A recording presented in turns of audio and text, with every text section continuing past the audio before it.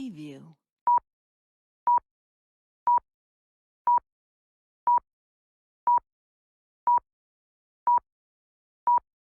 Preview.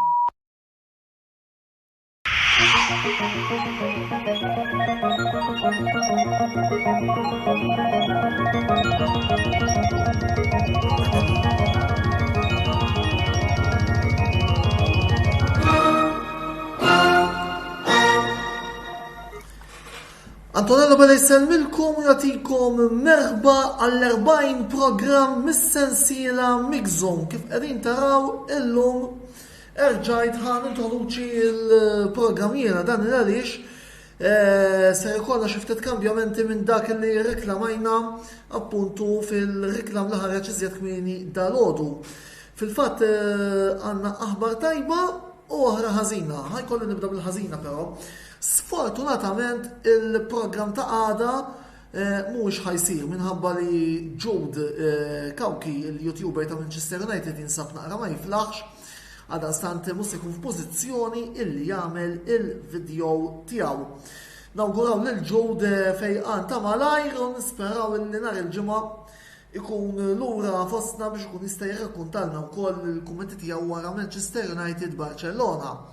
L-aħbar it-tajba hija li flok ser ikollna 3 videos, il-lejla ser ikollna 4.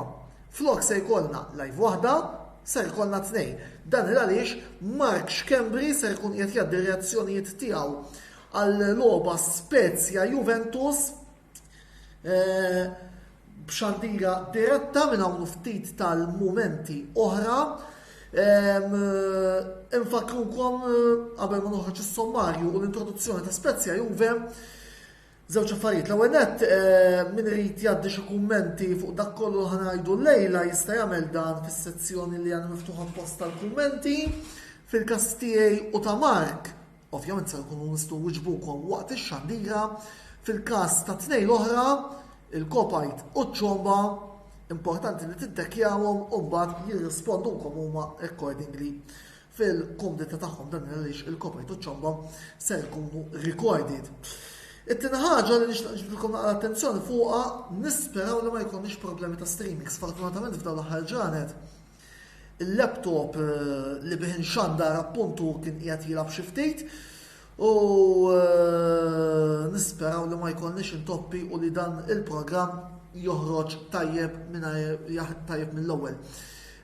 Fil-każ, ovvjament, ikolli nerġa' nirristartja l-stream u nkomplu minn fejn ħallejna hopefully fil-ġurnat li ġejjin se jkollna laptop ġdid ukoll naqra iżjed b'saħħtu li fuq nistgħu nkomplu noħorġu l-streams kollha tagħna tal-kamra sportiva.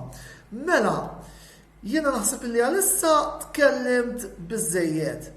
Immorru għas-sommarju u mbagħad Mark Xkembri ikellimna fuq Spezia Juventus. Għaldaqstant Mark Xkembri stand-by, sommarju u introduzzjoni qabel ma jibda ikellimna il-YouTuber Juventin.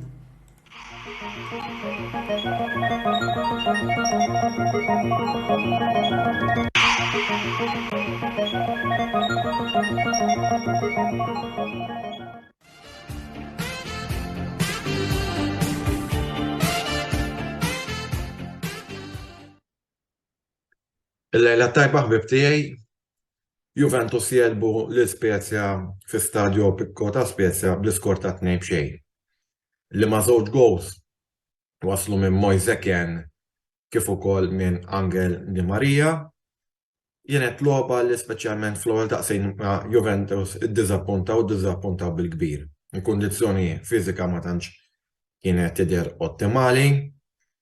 Bispero mbagħad l-inseriment ta' Di Maria fit-tieni taqsima ta' iktar kalmizza lit-tim tal-Juventus biex finalment mbagħad waslu għar-rebħa.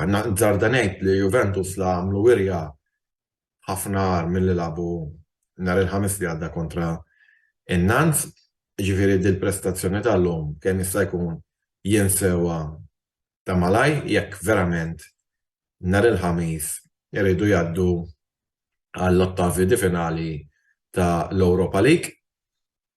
Imma niġi din il-partita kien hemm ħasda inizjali wara 20 sekonda li setet ikun li Manuel Locatelli għala karta safra u setet ikkundizzjonatlu il-logħba tiegħu.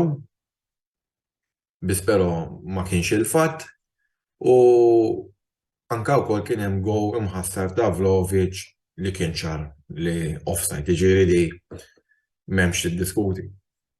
Li għaġbuni, fis-sens għaġbuni u row li huma għadhom jibsal kulħadd Spezia illi kellhom ħafna azzjonijiet anka saħansitra wara t-tieni gowl u kien biss għas-super parati ta' fl-opinjoni tiegħi l-aqwa gowl li għandhom il-Juventus perin, imma sfortunatament huwa meqjus bħala l-goalkeeper ta' riserva illi daw qatt ma skurjaw il-gowl tal-bandiera. Kienet il-15 il-logħba tal-Juventus tul dan l-istaġun li ma qalawx gowl. Juventus b'din ir-rebħa telgħu fis-seba' post tal-klassifika. U li mal-logħba wkoll rajna r-ritorn tal-kapten tal-Juventus, veru tgħiduli għall-minuta, imma ġewwa pass il qudiem li qed miġdiet jirfes il-ħaxix tal-ground fl-obiet uffiċjali ta' Bonucci. Jiena fuq din il-logħba anke ħanati xi ftit tal-Paġelle naħseb li d-difiża Juventina tista' tissejjaħ bunker illum. Ta' min jgħid għax kont ħaninsa li Juventus kienu mingħajr żewġ pedini importanti, Gleison Bremer li kien sospiż illum u kien hemm ukoll Federico Chiesa li l-logħba wara ġejjin ġerim twila kien hemm il-bżonn li iserħu xi ftit.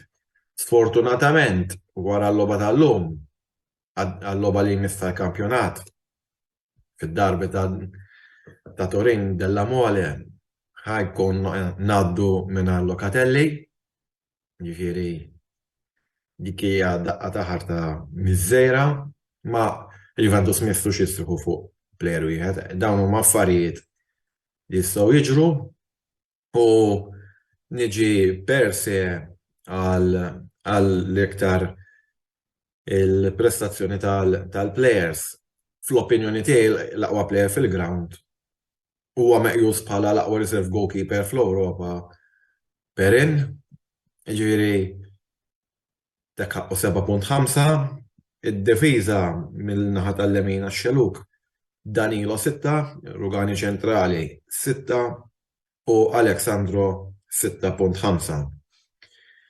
U mbagħad f'nofs il-ground sfortunatament Quadrado nerġa' nibda minna tal-lemin 4.5 jisu għadu ma ġiex postu wara l-injury u tassew sfortunatament dan il-plejer li tantana fl-snin li moddija qed ikollu staġun tassew diżappuntanti tant u hekk li ġie sostitwit minn Decilio li mhuwiex wieħed mill-plejers favoriti tiegħi nistqar u laqas ta' ħafna mill-Juventini fuq dak li jagħmel ma' Decilio ħaqqu 6 għax meta daħalu teqgħu il-naħa tal-lemin bħala faxxa tiebet, Locatelli ħaqqu 6, l-iktar plejer skars tal-istaġun bla dubju huwa Paredes illi nodlu x-xhur qabel idabbar rasu lura 4.5 li ġie sostitwit minn Fagioli li sfortunatament Fagioli wkoll mhux għaddej minn mument daqstant tajjeb u nazzardan tieħbej 5 jew 5.5. Rabiot illi naħseb li Rabiot Danilo ma ngħaddux jekk ikolli nazzardanejt illi ħaqqu 6.5 is-sitt assist tal-istaġun minn Filip Kostic, qed ngħid is-sitt assist lejn il-ballun li ġie skurjat minn Moiseken li kien il-5 gowl tiegħu fil-kampjonat. 6.5 u Moiseken li ġie sostitwit minn Di Maria li daw kifet preċedentament wara t-tazza ta' dinja jibrilla u l-gowl li għamel ta' superstar u plejers bħal daw meta jkollok lob bħallhom li jibdew anke t-timijiet l-oħra jgħalqulek ħafna ġew ground zej kollok xagħat li jisblokka.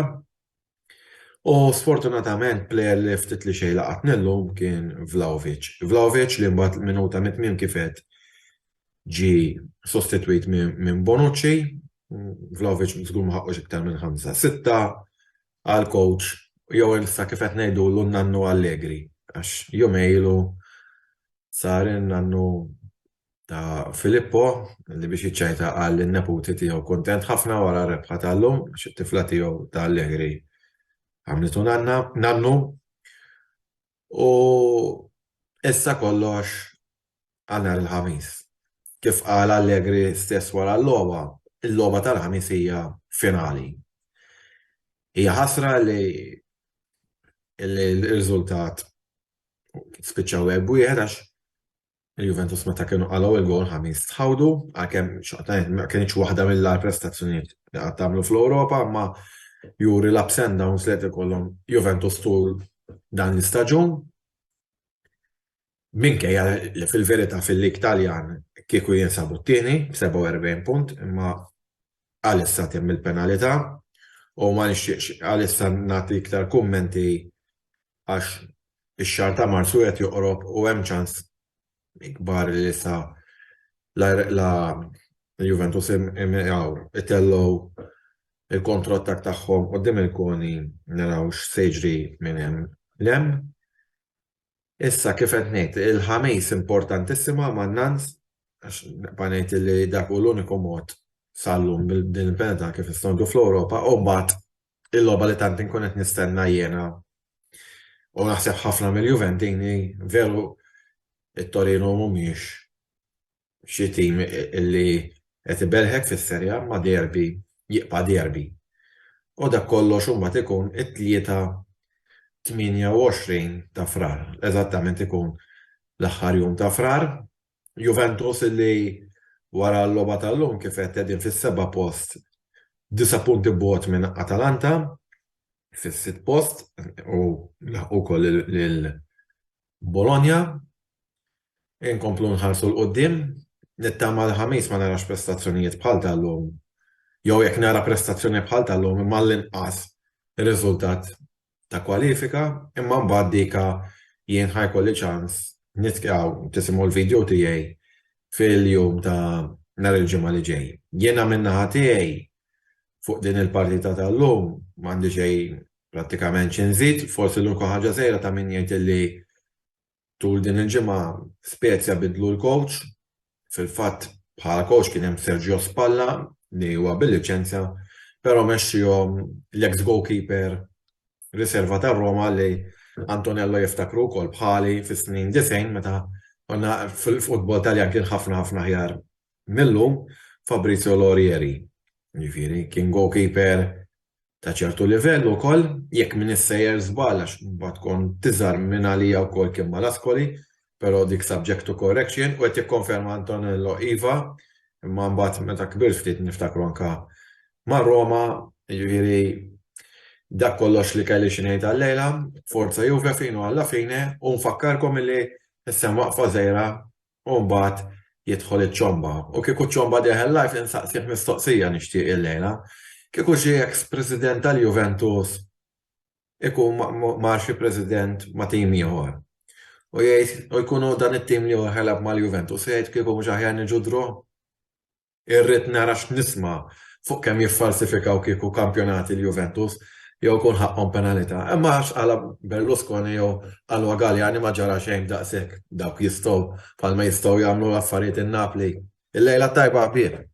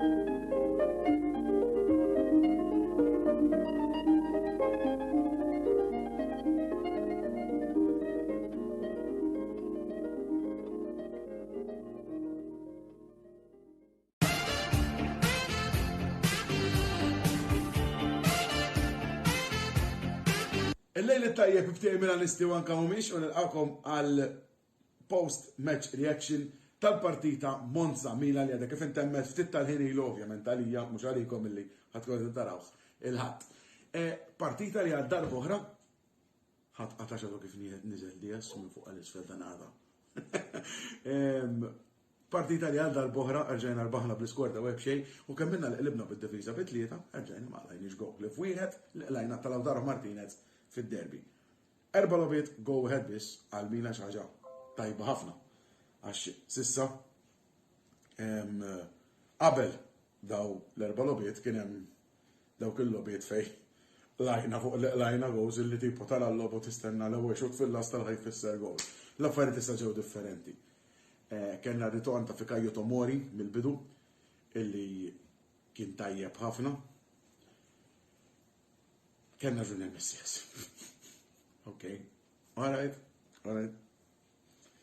Niskuża ruħi ma' Junior Messias għal-partita tal-lum. Qed nolli dejjem nitlob skuża. U mill-ment għaliex għallum biss, ġifieri, għax m'għandix dubju li dik kienet ekspluata darba. Però llum kien tajjeb ħafna u jiena wkoll inħossi li kien l-aqwa player fil-ground. U mhux għaskurja biss. L-iskurja importanti għax kieku ma kienx il-gowl tiegħu. M'għandniex let punti. Però barra l-gowl ħadem ħafna t speċjalment wara l-gowl, eċetera. Sakemm mbagħad inqalax ovvjament Pioli ħaseb li għandu bżonn jiddefendi iżjed speċjalment bil-Monza tilajn. Ġew, propju issa għax għaddejja l-partita inter Udinese u wara li kellna il-penalti ta' Lukaku li laqgħu Silvestri mbagħad reġa' jingħata u Lukaku darba skorjaħ l-Udinese jġibu l-gol ta' draw. Permezz ta' mhux qed nara min. Friġ. Min? Lovric. Għax għandi ħdejja l-Melkim, supporter interesti li qed jara il-partita hawnhekk u għadu kif qalli li Lovric ġab id-draw għall-Udinese. Jgħandu xed ngħid għax hija tal-Inter sempliċement għax għaddejja l-partita. Mela, kif konna qegħdin ngħidu partita fej il-Milan nistgħu ngħidu li konna aħjar fl-ewwel taqsima, mhux aħjar fit-tieni taqsima, però r-riżultat naħseb li kien ġust. Nista' nistaqsi ħaġa oħra nbiddel daqsxejn is-suġġett. Nista' nistaqsikom tajdu li ftit x'taħsbu mis-set tad-dawl li qegħdin taraw f'dan il-video ħatibqgħu taraw fil-videos ġejjin, jekk hux aħjar milli kien, jekk hux qar milli kien jew bħajniex l-istess, dan għaliex għandi xi ħaġa ġdida tad-dawl, grazzi wkoll għall-editur u anki għall-sponsors tal-Kamra Sportiva li dejjem aħna nippruvaw ovvjament intejbu l-kontenut tagħna kif nistgħu blajnuna tagħhom ukoll. U għad kif kellna għajta kbira minn ma nafx minn minnhom, però nkomplu ovvjament nitkellmu. Tistgħu tgħidu li ftit x'taħsbu dwar id-dawl, napprezzek tgħidulna għax ovvjament tgħinuni anki għall-futur. Mill-komplement tal-partita il-Milan nistgħu ngħidu illi kellna l-opportunitajiet biex niskurjaw it-tieni gowl kemm il-darba permezz ta' speċjalment ta' Teo Hernandez. Pioli llum iddeċieda li jagħmel xi ta' bidliet. Serraħ lil Kjella ħalli Tomori, serraħ lil Salemakers u beda lil Junior Messias u anki għamel it-tielet bidla li kienet Origi miflok Giroud. U anki kien hemm min għal Zlatan Rawaja.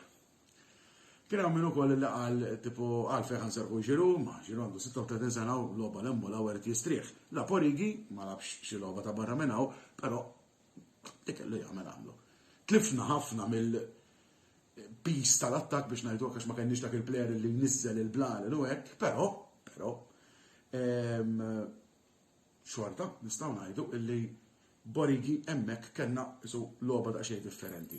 U Zlatan iddeċida li jitla' ħdejja. Tittider Zlatan le Zlatan mhux hekk għax qabel il-video hekk. Għajdilhom ħelu. Zlatan il-titla naqra ħdejja.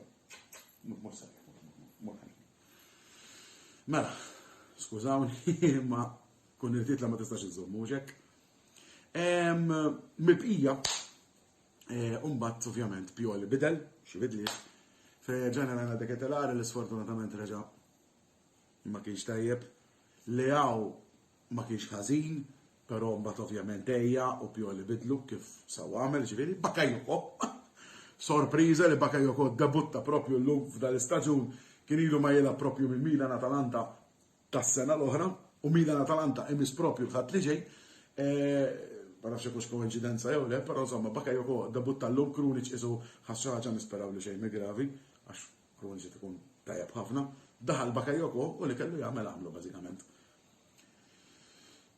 Naħseb illi m'għandix iżjed xi nżid għajr illi ngħid id-difiża tal-Milan reġgħet kienet brillanti, sija Kalulu, kemm Tomori u anki ovvjament Malik Ciao. U kellna 5 players diffidati. Pioli ddeċid ovvjament illi minnhom ma jilabx il-Kalabria għax weġġa li Rebic li passoltu daħal minn fuq il-bank, Giroud illi deċida li ma jilabux, Kier illi lab Tomori floku u Leali lab il-loba kollha, però karta safra ma qalax. Allura nerġa' b'5 diffidati kontra l-Atalanta mal-menu fejn tidħol skwalifika manna lil ħadd. Jalla jkollna ritorn ta' Bennacer u Florenzi mal-plejers Majta għall-logħba li jmiss. Jien ħanala hawnhekk bibtijaj issa waqfa ta' riklami u nirringrazzja ovvjament l-sponsor tagħna The Barber Room li jibqa' jisponsorja lill-Kamra Sportiva l-Ares ma jkunx hekk. U mbagħad wara għandna lil Kopajt Chris illi se jiġi jgħaddi l-intervent tiegħu wara l-partita Newcastle Liverpool Republi skor ta' 2 din il-partita. Narakom u dejjem Forza Milan. Ciao ciao.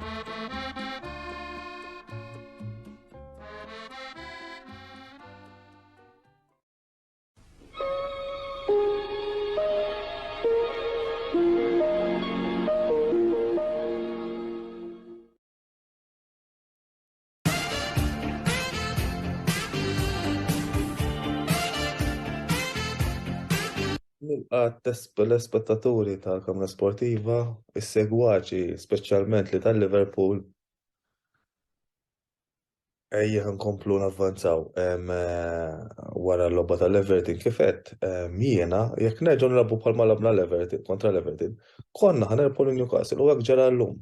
Riżultat ta' 2-2, ma qlajniex gowl, ma morniex minn taħt, clean sheet, perfett. L-unika tim li rbaħna l-Newcastle huwa minni darbtejn dal-istaġun. Ġifieri ma rbaħniex ma' xejn. Kienet logħba li aħna bdejna naħsbu li ħammuru ħażin fiha, ovvjament huma li huma. Rġajna rajna l-istess scorers fosthom Darwin Núñez u Cody Gakpo, ġifieri qed naraw li t-tim ukoll jissettilja fuq in-naħa tal-front line, in-naħa tal-attakki. Hija ħaġa importanti għax ovvjament kif nafu l-attakki ġdid sakemm jiġi jidra li t-tim aħna rajna li mhux nibqgħu maqdru Núñez anke li rajni ħieġ noqa' binġer fi spaltu. Hemm ċans li weġġa' ma nafux għax qed nirkummenta eżatt wara l-logħba. Jiġifieri f'daqqa waħda dawk li kienu jmaqdru Núñez issa qed jinkwetaw li Núñez weġġa' ġifieri Núñez kulħadd jaf li huwa striker tajjeb, irdu ridna nistennew jissettilja qatt fadallu x'jissettilja ġifieri ma jfissirx li għax għamel gowl illum jiġifieri Núñez jissettil, ġifieri qed fadallu x'jaqdef biex ikun ukoll mal-ewwel 11. Rajna li Firmino u Jota daħlu fit-tim, jiġifieri wkoll Jota u Firmino llum biss kieku Jota ħadd ċansis kollha li kellu r-riżultat kien jispiċċa ta' ħamxa b'xejn. Ġifieri Liverpool are getting slowly back to their best. Rajna logħba tajba ħafna, ovvjament stennejna li Newcastle wara li qalgħu iż-żewġ gols ma kinux ħajabdu jordu u jistgħu xejn ma xejn. Newcastle bdew jiġġieldu għax huma jrdu jżommu posthom ukoll mal-ewwel erba'. Jiġifieri din il-logħba tal-lum kienet importanti immens li aħna nerbħu. Jiena ħankun onest magħkom minn dawk l-ewwel erba' li hemm bħalissa L-Arsenal l-lum rebħu rajt, dawk il-lopi rebħuhom mill-lig. Ġifieri imma kif rajna fil-bidu tal-logħba faċilment setaw dabru drop. City illum rajna chances mitlu fin minħalat li kieku telefon Nunes nagħmlu programm sħiħ fuq Sky Sports dwarhom. Ġifieri City wkoll ġabu drop man Nottingham Forest kemm aħna konna tlifna magħhom draw man Nottingham Forest. Dak it-tim saħħtu li għandhom minn Manchester City mhux tajjeb. Il-Newcastle, qegħdin ir-raba' post, Newcastle l-unika tim li tilfu miegħu huma l-Liverpool, l-iskwadra li nżommu aħna magħha. Min hu ddixxiplat minn dawk l-erba' u min hu t-tret minn dawk l-erba'? Manchester United. Manchester United qegħdin fejn bis-saħħa tagħhom u ħaqhom aktar minn hekk ħankun onest.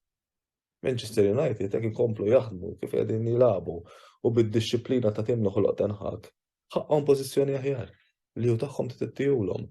Però Liverpool hekk jibqgħu jilagħbu hekk sal-aħħar tal-istaġun.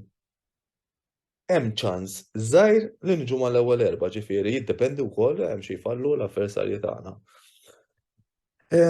Newcastle kellhom innaqsin ovvjament ukoll Bruno Guimaraes, il-Liverpool ukoll ovvjament kellhom innaqsin ukoll imma kemm kellhom innaqsin innhom il-Liverpool ġibna rebħa importanti. Kif nerġa' ngħidilkom Jota tilef 3 chances ta' deppi ġifieri li faċilment seta' skujjar tlieta. Easily mardu nagħtuh ġifieri benefiċċju li Jota qiegħed għadu kemm ġej minn injury u naqa' ħajaqbad. Bobby Firmino jaqgħadlek il-midfield. U l-attakk flimkien ġifieri Bobby Firmino huwa plejer li ħassejna mess. Cody Gakpo u Darwin Nunes they are settling ġifieri ħan narawhom hemm għall-futur ħajkunu wisq importanti u ovvjament nista' ngħid li l-futur tagħna kien żommu kull striker li hemm bħalissa we are settled għalkemm hemm iċ-ċans li Bobby Firmino ix-nijat qed iżidu li jista' jkun jitlaqna. Jew jiffirma kuntratt, hemm min qed jgħid li jiffirma kuntratt short term, hemm min qed jgħid li hemm ċans jingħaqad mal-Atletico Madrid naraw. Però is-sorsi b'saħħithom qed jindikaw li Bobby Firmino hemm ċans jiffirma kuntratt ta' short term, ġifieri short term qed ngħidu minn sena sa sentejn. Jien Bobby Firmino jogħġobni bil-ball nofs qajħ tajjeb ġifieri ma nixtiequx jitlaq ħankun onest. Illum backdrop ieħor differenti pożittiv, mhux wieħed li dispjaċina għalih, qed naraw il-Darwin jifraħ għamel ballun tajjeb quddiem Nick Pope tkeċċa u għalkemm kienu baxar players Newcastle ħaqhom proset li żammew dak ir-riżultat ma jkomplix jikber bista kbir. Jiġifieri il-Liverpool idealment kienu jiskujjaw aktar għax hemm il-goal average jaf ukoll jiswa lil-Liverpool fl-aħħar tal-istaġun, però riżultat tajjeb xejn huwa aċċettabbli u riżultat tajjeb ħafna. X'nistgħu ngħidu aktar fuq il-Liverpool illum, man of the match minn naħa tal-Liverpool, apparti li kulħadd lab tajjeb u qed naraw il-Fabinho lab ħafna aħjar, rajna Stefan Bajcetic lab logħba tajba wkoll, ġifieri għall-età żgħira għandu għall-età tagħna għandu qed jilgħab tajjeb ħafna, man of the match għalija huwa Alisson Becker salvana f'żewġ okkażjonijiet importanti li kieku Newcastle skojjahom kienu jġibu draw bla dubju ta' xejn, Alisson Becker huwa goaler tajjeb ħafna u llum kien ħaqqu man of the match. Rajna tibdila fil-lajna fejn Virgil van Dijk ħab post Joel Matip u Joe Gomez dan postu Joe Gomez erġa' għamel logħba tajba. Jiġifieri it-tim tal-Liverpool qed naraw li qed jerġa' jingħaqad flimkien. Nerġa' ngħid l-unika għadu kmini wisq għax nerġa' ngħid qed nikkummenta eżatt wara l-logħba li Darwin Nunes nisperaw li ma ddabbax inġeri għax Darwin Nunes huwa plejer kbir u ta' tred kbira ġifieri. Jalla il-Darwin Nunes naraw available kontra Real Madrid għax hemm logħba taċ-Champions League tal-aħħar 16 li ovvjament u skuru mhux ħatkun faċli. Real Madrid huma tim ibes ħafna u mhux ħankunu qed nilagħbu kontra Newcastle United imma ħankunu qed nilagħbu kontra il-14th European Champions tal-Ewropa ġifieri ħatkun ferm logħba differenti. Però il-Liverpool hija dir-rebħa tal-lum ħa tibgħathom ar-round li mista' Champions League kif taqbad tgħid b'aktar fiduċja biex ikunu jistgħu jġibu riżultat pożittiv kontra il-ġganti tal-Ewropa Real Madrid. Liverpool ovvjament nixtieqhom jgħaddu għalkemm tkun diffiċli fir-round li mista' Champions League imma nistennew u naraw. Overall nerġa' ngħid rajna Liverpool fejn labu tajjeb kien hemm chances ukoll li Salah fallihom, però l-importanti at this stage kif qegħdin bħalissa Liverpool mhux min ikun top scorer imma r-riżultat u 3 punti biex dik il-klassifika ntilgħuha bil-mod il-mod. Jekk nerbħu l-logħba u niġu ndaqs logħob indaqsin kulħadd fil-Premier League niġu post taħt il-Tottenham Hotspurs bi punt taħtom, jiġifieri ir-raba' post iktar u iktar issa mhux qed jiġi impossibbli li nkunu qegħdin hemm għalih. Pope tkeċċa kif qed aktar kmieni ħajitlef il-League Cup Final u flok kemm huma fortunati is-supporters u t-tim tal-United ħajlab Loris Karius. Loris Karius kif nafu l-pressure tilbu fit-finals, jiġifieri ħanaraw l-United b'ċans aktar kbir issa li ħab Loris Karius fil-lasta li jerbħu il-League Cup u biss u aktar mhux ġifieri wkoll nistgħu ngħidu li Newcastle bdew bdiet tirkibhom l-għajja tal-League u l-għajja ta' responsabilità biex iżommu dawk il-performances m'għandhomx dik il-mentality monsters li jżommu dik il-performance u ġifieri flimkien ma' tiemi oħra jaf dawn narhom jidripjaw mill-klassifika. Illum nixtieq ngħaddi rimarka żgħira dwar dan il-Premier League Week li kellna tal-Premier League fej iċ-Chelsea reġgħu telfu, ġifieri mhux kemm tonfoq jgħod, forsi wieħed li qed ingerger li nixtieq li l-FSG ibbieħħu lill-klabb tal-Liverpool qala għax nagħmel l-FSG m'għadhomx kapaċi ilaħqu ma' klabb oħra f'investiment, mhux qed ngħid li l-FSG m'għamlux dak li xtaqhom ma' kulħadd jieħu pjaċir li jkollu t-tim tiegħu jinvestu fih u immaġina Jurgen Klopp b'aktar għajnuna x'jagħmel bit-tim tal-Liverpool jiġifieri għalkemm nerġa' ngħid il-flus mhux kollox qed narawha fiċ-Chelsea nefqu ma nafx kemm il-miljun f'sitt xhur qed ngħidu li qabżu 600 miljun u llum tilfu ġewwa darhom kontra Southampton, ġifieri mhux ovvjament mhux l-owners kollox u mhux il-flus li tonfoq, però ukoll it-tim li jkollok u jrid ikun jiffunzjona flimkien u wkoll l-armonija fit-tim tkun waħda pożittiva u qed naraw li Chelsea qed tirkibhom il-pressure jiġifieri is-City bil-problemi li għaddej mill-istess u Newcastle huwa tim tajjeb ħafna però qed naraw li mhumiex preparati għalkemm għandhom il-miljonarji fost l-ikbar biljonarji li qatt rajna fil-Premier League bħala owners mhux qed ikunu hemm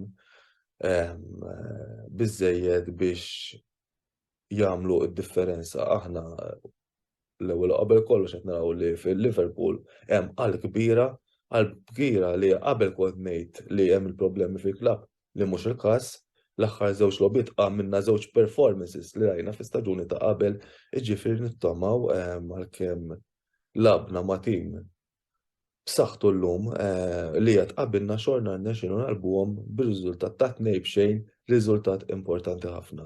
Jiena llum ħanieqafgħu minħalli l-kollegi tiegħi jgħaddu l-opinjonijiet tagħhom għamlu subscribe fuq YouTube biex taraw ukoll repetizzjoni ta' dal-programm Zone.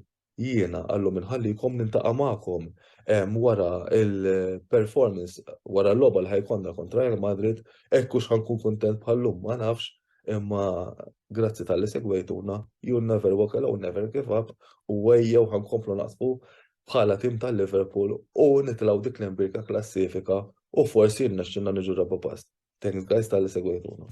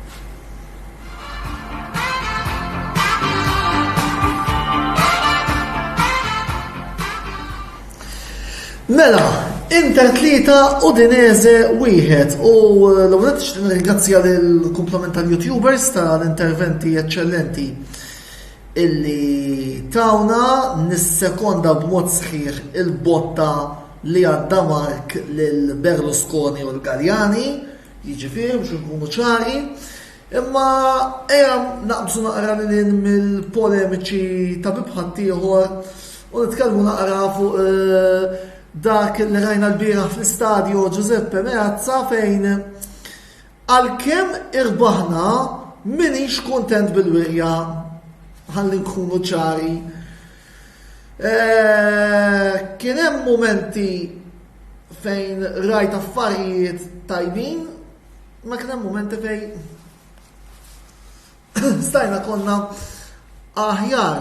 Mela ħalli nibdew bil-ewwel punti li għandi xinaddi. Kif rajt il-formazzjoni u rajt turnover moderat.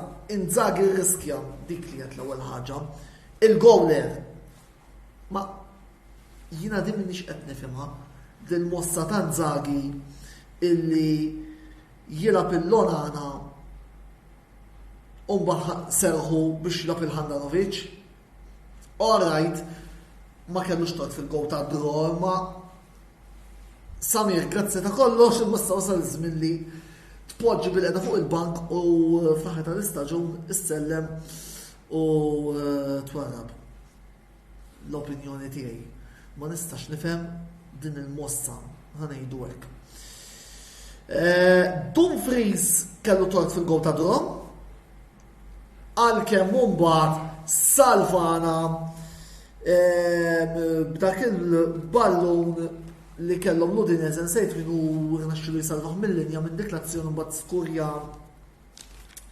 jekk minn is-sejjer żbaljat il-gow ta' 2-1. Oħra illi rrid nistaqsi l-Inzaghi għaliex investejna 14 miljun fuq Christian Azlani u x-xorta iddaħħal lil Gagliardini li dan ġanafu illi fl-aħħar tal-istaġun serħallina. Bla sens. Bla sensata oħra tal-coach li jibqa' jinsisti fuq ċertu players skaduti bħalma Gagliardini u bħalma kont qed insemmi l-ewwel Samir Handanovic. U wara dawn il-punti negattivi nitkellmu naqra fuq il-punti pożittivi. L-ewwel punt pożittiv nixtieq insemmi ir-ritorn tal-gowl għal Big Rom anki jekk minn penalty ma kien hemm bżonn li Romelu jiskurja ħalli jkompli jġib il-konfidenza għalkemm jien ma qbilx illi jinqalaqu il-Romelu kont inżommu ħalli nkompli ntih il-minuti biex ikun jista' jkompli jilab u eventwalment ukoll jerġa' jġib dik il-match fitness illi tant għandna bżonn biex naraw ir-Romelu Lukaku illi nafu biss huwa sinjal tajjeb illi għandna lil Rom li qiegħed jiskurja issa naraw fil-logħbiet li mista jiġri. Skużawni, gow sabiħ ieħor kien dak ta' Mkhitaryan fejn wera dak illi xtaqna naraw ma' Sampdoria li every now and then xi ħadd jixxutja minn barra l-kaxxa u